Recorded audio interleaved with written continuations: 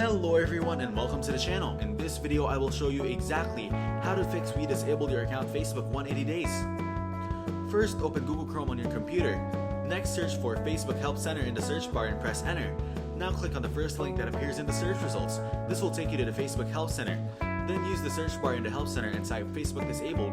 Now clicking on My Personal Facebook Account is disabled. If a prompt appears asking if this information was helpful, click on No. After that, click on the solution doesn't work. Now type your report. My Facebook account has been disabled for 173 days and my review request has not been accepted. Please help me with this issue and reach out to me as soon as possible. Once you've typed your message, send it. Next, open a new tab in Google Chrome. Search for Facebook feedback and press enter. Now click on the first link in the search results to access the feedback form. Then select login under the product or feature section. In the feedback section, enter your message. I cannot log into my Facebook account as it is temporarily down. Please help me with this issue as soon as possible. Finally, click send to submit your feedback. Thank you everyone for watching.